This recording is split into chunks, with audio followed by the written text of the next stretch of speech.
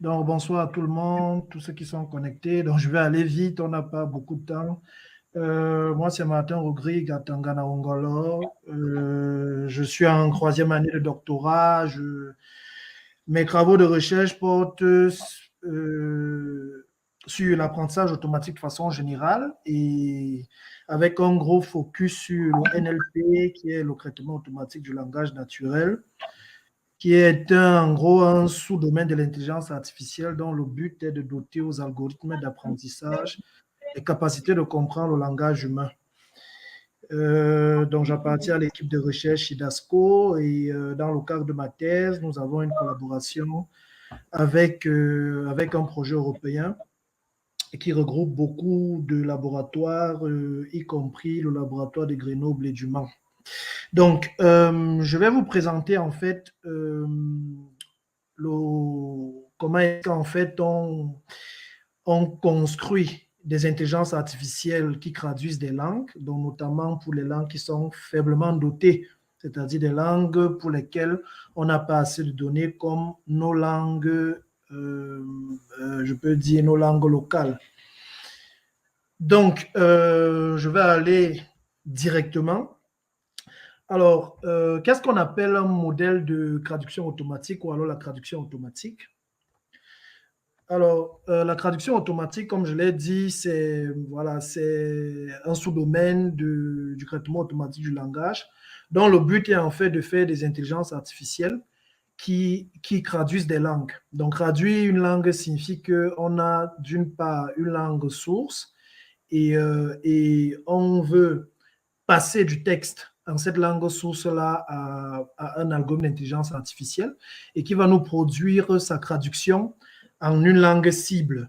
Et donc, en 2013, il y a un chercheur qui s'appelle Karl Brenner et avec ses collaborateurs ont proposé cette architecture-ci, qui est l'architecture sur laquelle est basé tous les grands modèles de traduction automatique aujourd'hui, y compris Google Translate. Alors, le principe, il est simple, c'est que c'est un réseau de neurones. C'est une architecture neuronale, c'est pour cela qu'on parle de Neural Machine Translation, neural pour dire que c'est basé sur des réseaux de neurones. Et cette architecture-là fonctionne comment? Elle prend en ancré un texte, supposons par exemple que vous voulez traduire du français en Ewondo, comme on va le faire tout à l'heure. Le réseau de neurones, l'architecture en question va prendre votre texte qui est en français, il va le passer à une première couche de l'architecture qu'on appelle un encodeur. Et l'encodeur, en fait, peut être n'importe quel type de réseau de neurones. Hein. Ça peut être des réseaux de neurones convolutifs, ça peut être des réseaux de neurones récurrents, ça peut être même des transformeurs. Et donc, ce réseau de neurones-là qui joue ici le rôle de l'encodeur va prendre votre texte et il va générer un vecteur de représentation qui, en réalité, capture la sémantique linguistique du texte que vous avez passé en ancré. Et donc, ce vecteur de représentation-là, c'est lui ici, en marron. Il est donc passé au décodeur. Le décodeur, lui aussi, c'est une architecture neuronale. Ça peut être un réseau de neurones convolutifs, récurrents, etc. Va donc décoder ce vecteur de représentation, ce qu'on appelle un vecteur contextuel. Va décoder ce vecteur contextuel-là et va traduire ça en une séquence de mots dans la langue cible.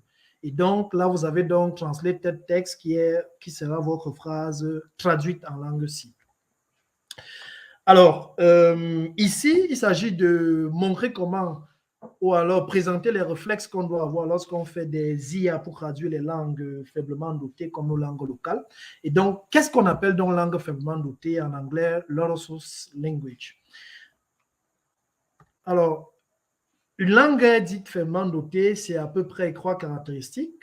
La première, c'est que c'est une langue pour laquelle on n'a pas assez de données textuelles, on n'a pas assez de données numériques. Et même de façon générale, les outils linguistiques sont limités pour cette langue-là. Par exemple, si je vous prends le Fufulde ou l'Ewondo, si je vous dis par exemple de me donner un outil linguistique en Ewondo, ce sera difficile pour vous. Si je vous dis de me donner un texte numérisé de 1000 phrases en Ewondo, ce sera très difficile aussi. Et donc, on a donc un manque de données dans les langues faiblement dotées. Ce sont des langues pour lesquelles on a effectivement un manque de données. Et donc, surtout, on a également une puissance de calcul limitée pour ces langues-là.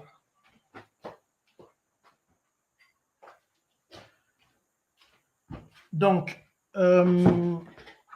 alors, quelles sont donc alors les clés qu'il faut utiliser lorsque on travaille sur les langues faiblement dotées, abrégées RLS? RLS pour dire Low Resource Languages. Alors, l'une des premières techniques qu'on utilise, c'est le transfer learning. Donc, le transfer learning, c'est ce qu'on appelle en français le transfert d'apprentissage. Donc, l'idée en général, c'est quoi? C'est que nous, on a des langues pauvres, c'est-à-dire limitées en ressources, mais il existe des langues dites riches, comme le français, l'anglais, qui disposent déjà des modèles de langage, des modèles de traduction, des modèles de représentation, des modèles multilingues de façon générale. Et donc, l'idée, c'est quoi? L'idée, c'est que comme ces langues-là sont riches et qu'il y a déjà des modèles dessus, et que nos langues sont pauvres, on va essayer donc de prendre la connaissance qui est déjà embarquée dans ces modèles sur les langues riches et pouvoir donc transférer ces connaissances-là, ces connaissances linguistiques-là sur nos langues qui sont dites pauvres pour pouvoir les enrichir sémantiquement. Une autre astuce aussi, c'est d'utiliser les vecteurs de représentation multilingues parce que si je reviens au niveau de l'architecture là, on voit bien que cette architecture s'y prend en entrée un texte. Mais la vérité, c'est que l'ordinateur ou alors les algorithmes d'apprentissage artificiel ne comprennent pas du texte. Ils ne comprennent que des nombres. Et donc, l'un des défis ici, c'est un défi de représentation. Comment est-ce qu'on quitte du texte pour avoir un vecteur de nombre réel? Et donc, une des astuces, donc, comme je le disais, c'est l'utilisation des vecteurs de représentation multilingues qui, en réalité, l'idée, c'est de pouvoir plonger nos vecteurs de représentation de mots qui sont pauvres, parce que nous avons des langues pauvres, et les plonger dans un même espace avec plusieurs autres langues qui sont dites riches. Et l'idée, donc, c'est que notre langue pauvre donc, va donc s'enrichir et on pourra donc alors avoir des vecteurs de représentation de plus en plus riches, même comme on est dans un contexte de pauvreté linguistique. Une autre technique aussi, c'est la data augmentation. Donc, l'idée vraiment, c'est de pouvoir faire de l'augmentation de données en passant par une des techniques qu'on appelle le back translation. L'idée, en fait, du back translation, c'est de pouvoir, à partir des données qui sont non labellisées, utiliser un modèle qui sait à peu près traduire sur ces données-là pour pouvoir générer des étiquettes. Alors, mon speech a deux parties, une partie purement, je peux dire, théorique et une partie pratique parce qu'il s'agit d'un workshop. L'idée aussi d'un workshop, c'est de pouvoir donner aux gens des soft skills à la fin. Et donc, pour cette séance-ci, j'ai préparé pour vous un GitHub dont le lien est au niveau de la présentation. Le voici. Et donc, comment donc concrètement je peux faire un modèle de traduction pour ma langue? Dans ce workshop, je vais utiliser comme langue exemple la langue Ewondo. Et donc, comme je l'ai dit, l'Ewondo, c'est une langue faiblement dotée aussi. Et la première des choses qu'on regarde quand on travaille sur les langues faiblement dotées, notamment en Afrique, c'est de voir est-ce que la Bible est traduite dans nos langues? On a de la chance. Pour la langue Ewondo, oui, la Bible est traduite dans nos langues. Donc, lorsque je veux faire un modèle de traduction pour une langue faiblement dotée, la première des choses que je cherche, c'est de pouvoir construire un dataset. Et notamment, particulièrement, un corpus de textes alignés ou parallèles. Les corpus de textes parallèles, c'est quoi? C'est que, par exemple, vous allez voir ici, si j'ouvre là, c'est le fichier Ewondo du Nouveau Testament. Ça va prendre un peu de temps pour s'ouvrir.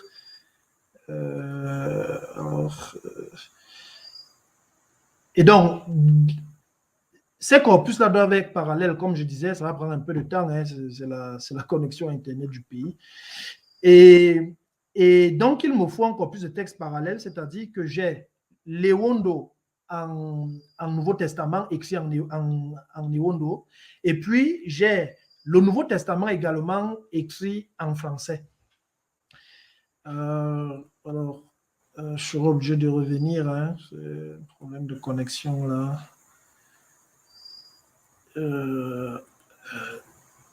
Donc, voilà un peu, dans le cas, voilà un peu le corpus Ewondo. Alors, connexion me joue un peu des tours. Voilà. Donc, je vais directement passer. Donc, la première étape, c'est l'étape de la tokenisation. L'étape de la tokenisation, c'est quoi? C'est de pouvoir décortiquer mon corpus de texte en tokens. Les tokens, en fait, ce sont des parties minimales, d'accord, de mon corpus de texte que l'algorithme d'apprentissage artificiel va consommer. Et donc, l'une des techniques de tokenisation qui est utilisée aujourd'hui et pour la bonne gouverne de tous, c'est utilisé dans tous les large language models, c'est la technique BPE, pour Byte Pair Encoding. Donc, c'est une technique de tokenisation qui consiste à subdiviser mon corpus de texte en sous-mots. Et donc, la première étape, lorsque je génère ce qu'on appelle des BPE, c'est que je vais d'abord apprendre les BPE. C'est quoi apprendre les BPE?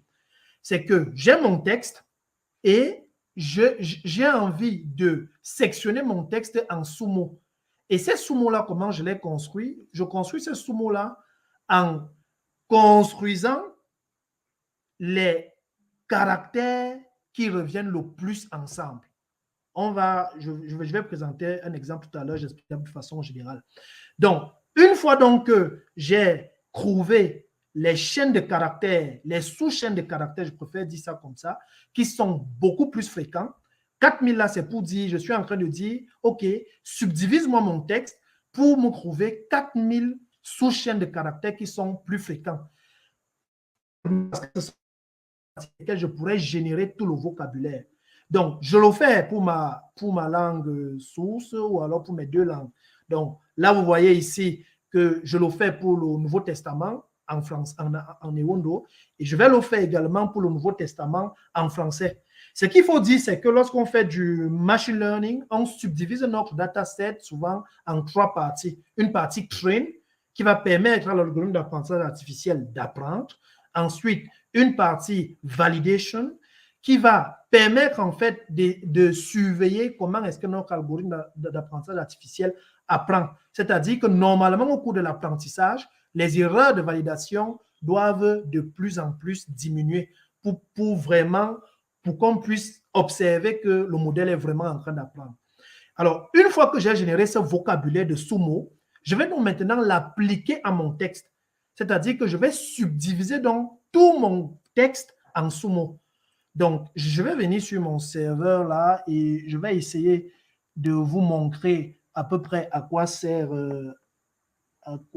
Donc, si je fais par exemple un anneau et que je vais afficher un dev, quelque chose par exemple, c'est juste pour qu'on voit par exemple en Ewondo. Alors, vous voyez par exemple là, si je viens là, donc vous voyez que ici c'était des mots et là, il a subdivisé mon texte en sous-mots. En sous-mots. Donc, quand je vois par exemple MA, ça veut dire que MA, c'est un sous-mot qui génère beaucoup de mots dans mon corpus de texte. Donc, je vais revenir. C'était juste pour voir graduellement comment ça se passe. Et une fois donc que j'ai fait cette étape de tokenisation-là, qui est très importante parce que, et ce qu'il faut dire, c'est que quand je crée les langues dans lesquelles j'ai peu de données, la technique de tokenisation la plus conseillée, c'est BPE.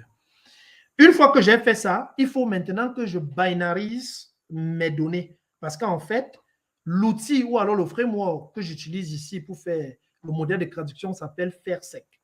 Et donc, FAIRSEC, lui, il prend en entrée des données binarisées. Donc, pour les binariser, j'exécute cette instruction-ci. J'ai préparé ce README de façon à juste exécuter ces commandes-ci. Et une fois que j'ai exécuté ça, il va transformer mes datasets de crane, de dev et puis de validation set en données binaires, en format binaire. Et une fois que je l'ai fait, je vais maintenant entraîner mon modèle. Donc, je vais juste venir là, j'ai déjà tout préparé. Hein. Ça ne va pas mettre du temps. Je vais le faire, bon, je vais un peu expliquer. Alors, lorsqu'on entraîne un modèle, il y a un paramètre très important qu'on appelle le nombre d'époques. Donc, le nombre d'époques, en fait, c'est quoi? C'est le nombre de fois que l'algorithme d'apprentissage automatique va s'exécuter sur tout mon dataset. Donc, quand je mets 20 époques, Ça veut dire que mon algorithme d'apprentissage artificiel va s'entraîner 20 fois sur 20 itérations sur tout mon dataset. Donc, je vais juste appuyer sur Ancrer pour que les uns et les autres aient un peu l'idée de qu'est-ce qui se passe quand un modèle apprend. Donc, là, il me dit, ça, c'est des hyperparamètres de mon modèle qui essaye de m'afficher. Ah, là, ce que j'ai... En fait, là, j'avais déjà, en fait, entraîné le modèle, donc il me dit que le modèle existe déjà. Bon, c'est pas grave. Mais lorsque vous allez exécuter, vous tapez cette commande, vous allez voir comment le modèle s'entraîne. Parce que comme je n'avais que 30 minutes pour un workshop, j'ai tout entraîné de façon à ce que ça soit plus facile pour moi. Donc, une fois donc que mon modèle va s'entraîner, il va terminer l'entraînement, il va passer sur mon dataset 20 fois, j'utilise donc cette commande ici pour pouvoir, n'est-ce pas, générer du texte, générer des traductions. Parce qu'en apprentissage artificiel, comme je l'ai dit, on subdivise des données en trois. Le train, c'est un corpus ou alors c'est le dataset qui va me permettre de faire apprendre mon algorithme d'apprentissage. Ensuite, validation, c'est pour que pendant que j'apprends, que je puisse observer si mon algorithme d'intelligence artificielle est en train de bien apprendre. Et enfin, le test set va me permettre d'évaluer mon algorithme d'apprentissage artificiel ou alors évaluer mon modèle. C'est-à-dire, sur les données qu'il n'a pas encore vues, est-ce que mon modèle me donne des bonnes performances? Donc, on va donc générer des choses.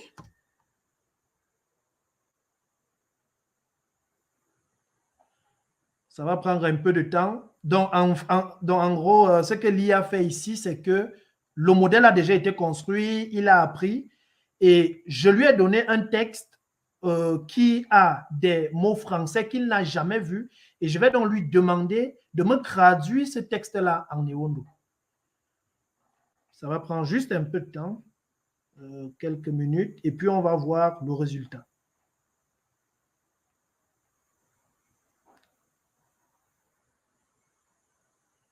Vas-y, vas-y, vas-y.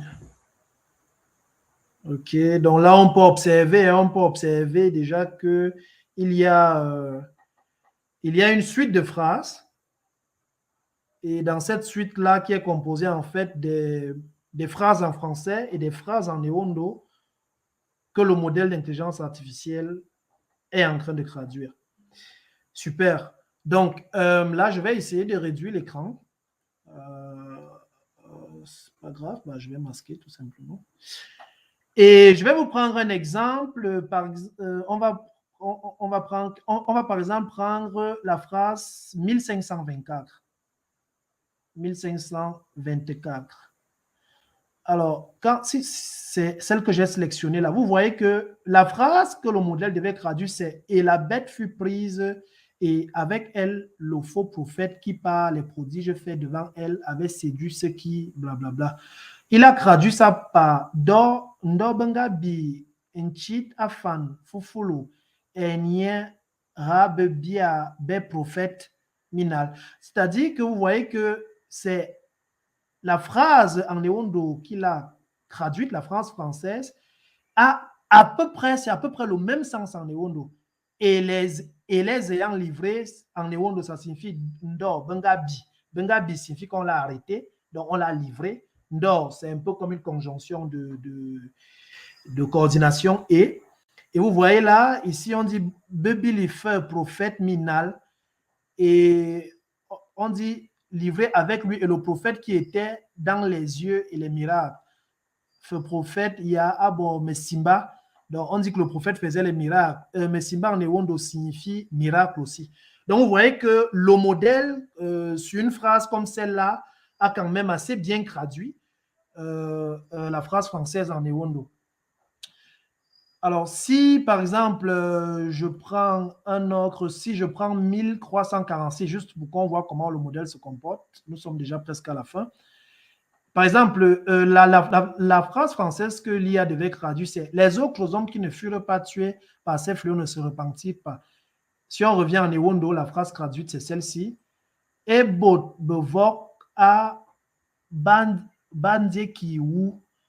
Voilà, donc les autres hommes qui ne furent pas tués. Et bot veut dire les gens, les hommes. Bovok, certaines personnes. Voilà. Voilà. Qu'on n'a pas pu tuer. Donc, on voit bien que pour cette phrase-ci aussi, le modèle d'intelligence artificielle a assez bien traduit la phrase française en Ewondo. Alors, je terminerai donc cette présentation en disant ceci. Lorsqu'on évalue, lorsqu'on teste un modèle d'intelligence artificielle de façon générale en apprentissage artificiel, c'est pour pouvoir l'évaluer, évaluer ses performances. Et en traduction automatique, on a deux sortes d'évaluations. On a ce qu'on appelle des évaluations automatiques, c'est-à-dire que c'est un algorithme qui va évaluer, et notamment l'une des métriques les plus célèbres en traduction automatique de façon générale s'appelle la métrique bleue ou le score bleu. Donc, on voit bien là que le bleu ici est de 5,36. C'est un bleu très faible. Et cette faible performance de ce score-là montre bien que lorsqu'on est dans des situations où on a peu de ressources, les algorithmes d'intelligence artificielle, les modèles d'intelligence artificielle ne sont pas très performants. Donc, pour ceux qui vont exécuter ces codes-ci, ces commandes-ci là qui vont sur les instructions, s'ils ont des scores moins sur des langues qui sont faiblement dotées, ce sera normal parce que les langues très, très faiblement dotées ont des scores qui avoisinent les 5,36, les 8,34, enfin les 8, les 10, les 12 de bleu à peu près. Et donc, on a aussi l'évaluation humaine. Donc, l'évaluation humaine, c'est celle qu'on a fait précédemment.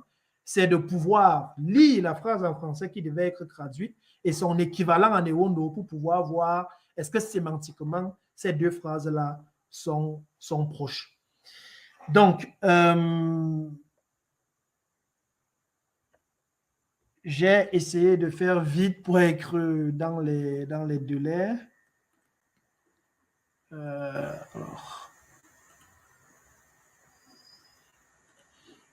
Alors, OK.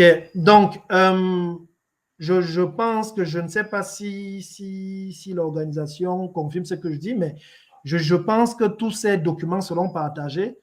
Et donc, vous aurez donc ce lien si vous pouvez vous amuser avec. Vous pouvez, j'ai mis aussi le dataset dans le GitHub, donc vous pouvez exactement entraîner votre modèle d'intelligence artificielle comme je l'ai fait et pouvoir, n'est-ce pas, avoir votre modèle de traduction qui va vous traduire le français en Ewondo pour les textes bibliques.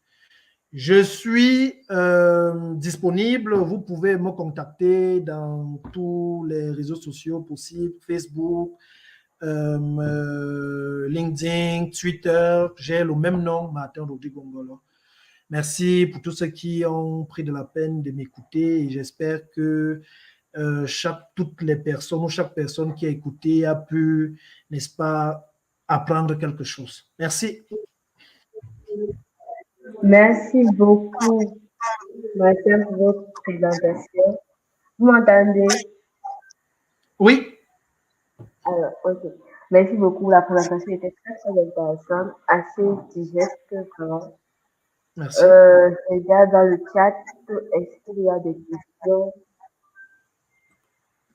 Bon, il y a des commentaires, des réactions, par exemple. Magnifique de voir la science appliquée à notre culture. Il y en a qui demandent si, bon, vous avez répondu à la fin, vous avez dit que le lien devait être disponible. Ok. Il y en a qui vous trouvent très fort. Merci. Le lien, est-ce qu'il sera disponible quand vous allez partager le document ou il y a moyen que je partage directement? Je sais pas. Oui, c'est possible maintenant. Vous m'envoyez le lien et puis je partage en commentaire. Dans le. Ok, je peux faire ça vite fait. Moi, j'ai une question. Est-ce qu'on peut adapter ce modèle pour d'autres langues? Pardon? Je demande, est-ce qu'on peut adapter votre modèle pour d'autres langues? Une langue comme le Yemba, une langue camerounaise toujours, mais autre que le Wendo. Oui. Alors, c'est une très belle question. Merci pour la question. Ça me permet d'éclaircir aussi un autre point, c'est que, alors, ce qui est bien, je vais revenir sur la présentation peut-être. Ce qui est bien avec les architectures neuronales ou alors notamment la traduction automatique basée sur des réseaux de neurones, c'est que l'architecture à peu près reste la même. L'architecture reste la même.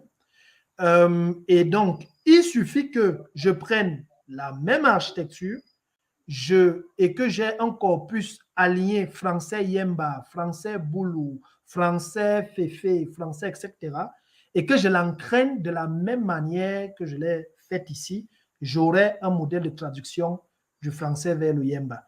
Ça veut dire quoi? Ça veut dire qu'avec les architectures neuronales, je peux avoir les modèles de traduction dans d'autres langues modulo leur corpus. Ça veut dire si j'ai un corpus, si moi j'ai un corpus de n'importe quelle langue et que j'ai des corpus parallèles, je peux faire n'importe quel modèle de traduction.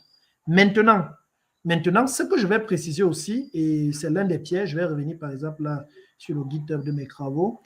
Par exemple, et ça, c'est de façon générale en apprentissage artificiel. L'un des challenges, c'est de pouvoir avoir les bons hyperparamètres. Par exemple, là, moi, j'ai guidé ces hyperparamètres-ci parce que dans mes différentes expérimentations, dans mes travaux de recherche, ce sont les hyperparamètres qui m'évitent le sous-apprentissage. Parce que le sous-apprentissage est un problème majeur de façon générale en apprentissage artificiel quand on a peu de données et particulièrement en NLP, notamment quand on fait de la traduction automatique, quand on a peu de données, on est confronté au sous-apprentissage. Et l'une des solutions, parce qu'en fait, il n'existe pas une méthode qui te permet d'avoir exactement les bonnes valeurs pour les hyperparamètres. Et donc, une intuition, lorsqu'on travaille en apprentissage artificiel de façon générale et qu'on a moins de ressources, l'intuition, en fait, c'est de pouvoir construire des architectures qui sont simples. Par exemple, si vous voyez là, vous voyez que j'ai mis 256 comme la couche de mon encodeur, c'est-à-dire 256 neurones. J'ai mis 4 couches. Or, vous allez voir que les grosses architectures, comme les architectures sur lesquelles les Google Translate sont basées, ont souvent plusieurs dizaines de couches et plusieurs milliers de neurones. Et donc, plus j'ai des grosses architectures que j'applique sur une petite quantité de données, et moins j'aurai un modèle performant. Donc, quand on a des corpus de texte petits, il faut le plus possible faire le compromis pour avoir un modèle simple, moins complexe. Donc, gros modèle, grosse quantité de données, modèle complexe. Petite quantité de données, simplification du modèle. Donc, oui, ces travaux-ci, par exemple, ces GitHub-ci, si vous avez, quel que soit le corpus de texte parallèle que vous avez, si vous avez français, Yemba, français, etc., vous concevez votre modèle, l'architecture ne change pas, elle reste la même. Peut-être ce qui peut changer, modulo quelques modifications, ce sont les valeurs des hyperparamètres. Très bien, merci pour la réponse. Merci beaucoup. On a une autre question d'Élie qui demande les difficultés que vous avez rencontrées dans la conception du modèle. Pardon? Nous avons une question d'Élie qui demande quelles sont les difficultés que vous avez rencontrées dans la conception du modèle. Ok. Alors, la première difficulté, en fait, c'est déjà quelle est la technique de tokenisation qu'il faut utiliser. Moi, j'ai galéré depuis mes travaux de recherche, depuis master, parce que je travaille à peu près sur la même problématique depuis mon master. J'ai beaucoup galéré. J'ai testé beaucoup de techniques de tokenisation jusqu'à ce que je tombe sur BPE, qui a été en fait comme un heureux cas pour moi, comme une lumière pour moi. Donc, la première des choses, c'est le choix de la méthode de tokenisation. Première des choses. La deuxième des choses, c'est la représentation des mots. Parce que si je reviens, par exemple, sur la présentation-ci, j'ai bien dit que les algorithmes d'apprentissage ne comprennent pas les lettres. Ils comprennent des nombres, des vecteurs de nombres réels. Et donc, l'un des gros challenges en NLP, en apprentissage de façon générale, c'est comment je quitte du texte au nombre. Et donc, plusieurs méthodes de représentation existent. On a les représentations one-hot, on a les représentations word embedding, on a les multilingual word embedding. Donc, l'autre difficulté, c'est comment je représente mes phrases. Quelle est la méthode de représentation que je vais utiliser? Et donc, aujourd'hui, les travaux qu'on mène démontrent que lorsqu'on a des représentations multilingues, on a de bonnes performances dans les langues peu dotées. Et l'autre chose aussi qu'il faut dire, c'est que au jour d'aujourd'hui, beaucoup de chercheurs souvent négligent ce côté représentation-là parce qu'il y a, depuis 2014, je pense, une nouvelle architecture qui s'appelle les transformers, qui sont en fait des modèles autosupervisés. C'est-à-dire que ce sont des modèles qui sont capables, n'est-ce pas, d'étiqueter, d'accord, dans le processus d'apprentissage leurs données et donc de produire des représentations. C'est-à-dire que si je mets un transformer ici, je peux directement passer le texte brut. Je n'ai pas besoin de faire de la représentation, je passe directement le texte brut. Mais sauf que même les transformers, pour qu'ils aient de bonnes représentations, ont besoin de beaucoup de données. Donc, l'une des grosses difficultés quand on fait face aux langues faiblement dotées, c'est le problème de représentation de mots. Et si je représente mal mes mots ou alors mes phrases, je vais également avoir des difficultés au niveau de l'apprentissage. Parce que la représentation de mots, normalement, doit capturer les informations linguistiques de mes phrases. Vous comprenez donc que si je n'ai pas beaucoup d'informations linguistiques, le modèle ne va pas être capable de comprendre c'est-à-dire la sémantique linguistique de la langue en question. Donc, problème, quelle est la méthode de représentation que je vais utiliser pour mes phrases? Ça aussi, c'est un problème. Troisième difficulté, c'est quels sont les hyperparamètres qui vont optimiser mon modèle? Quels sont les hyperparamètres qui vont faire en sorte que soit je ne surapprends pas, ce qui est très rare dans les langues peu dotées parce que je n'ai pas beaucoup de données, soit je ne sous-apprends pas. Donc, trouver ces hyperparamètres-ci, pour moi, c'est le plus difficile parce qu'il n'existe pas de méthodes qui te permettent de les trouver directement. Mais le conseil que je peux donner, c'est que il y a dans la communauté en traitement automatique du langage naturel, il y a ce qu'on appelle les IWMT, quelque chose comme ça. Je peux me tromper sur comment j'allie les lettres là. Et donc là-bas, eux, ils font des challenges sur qui va faire le meilleur modèle de traduction automatique. Et souvent, ils font ces challenges-là sur les méthodes, sur les langues peu dotées. Et donc, de façon intelligente, l'idée, donc, c'est d'aller voir quels sont les hyperparamètres qu'eux, ils ont utilisés sur leur modèle et essayer, d'accord, quand on traîne notre modèle, de bootstrapper l'apprentissage avec leurs valeurs. Parce qu'eux, ils ont fait les modèles dessus, sur les langues peu dotées souvent. En 2014, 2017, 2017, il y a eu un concours sur les langues peu dotées. Aller tricher les valeurs de leurs hyperparamètres et venir aussi fixer ça dans ton truc. Commencer avec ça. Et donc, en fonction de tes expérimentations, faire des modifications. Donc, voilà les trois principales difficultés que forcément vous allez rencontrer.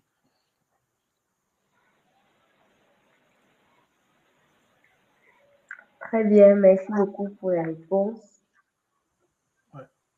Ok, je crois qu'on a, il y en a plus de questions. Je crois qu'on a fait le tour. Pour le groupe WhatsApp, Abdel, s'il te plaît, tu peux gérer. Il y en a qui sont pas dans le groupe WhatsApp. Alors, excuse-moi, je vois une question intéressante aussi. Je peux. Okay. Ah, okay. Donc, il y a Rachidou, je pense, qui pose la question de savoir quelle métrique peut-on utiliser dans la traduction avec les NLP. Bon, je suppose qu'elle voulait dire dans le domaine des NLP. Alors, l'une des métriques la métrique la plus populaire, c'est le score bleu. Donc, le score bleu, en gros, voilà, c'est une affaire de faux positifs, de machin. Mais si vous voulez, pour que je ne sois pas technique, ça mesure un peu. Alors, quand on veut mesurer, qu'est-ce qui se passe? On a une phrase de référence, c'est-à-dire que comme le corpus est étiqueté, l'humain a dit que la phrase en français, si, voici sa traduction en Ewondo. L'humain a dit ça. La traduction en Ewondo, là, on appelle ça la phrase de référence. Maintenant, votre modèle, maintenant, pendant le test, quand vous allez lui envoyer une phrase, va aussi faire sa traduction. On appelle ça la phrase traduite. Et donc, le score bleu mesure quel est le nombre de mots que le modèle a bien traduit dans ma phrase. C'est un peu ça que le score bleu mesure. Alors, dans la communauté, dans l'état de l'art, beaucoup de chercheurs ont critiqué ce score-là. Parce qu'en fait, ce n'est pas parce que ce n'est pas parce que je n'ai pas prédit les mêmes mots qu'on attendait que ma traduction est mauvaise. Parce que le modèle peut prédire les synonymes. Donc, voilà la principale limite de ce score-là. Et donc, il y a d'autres scores comme le score rouge. Donc, le score rouge, voilà, qui est plus complet que le score bleu. Merci beaucoup pour la présentation. Merci d'avoir Merci. aidé les autres. Abdel, qu'est-ce qu'on fait? On continue ou Merci. pas?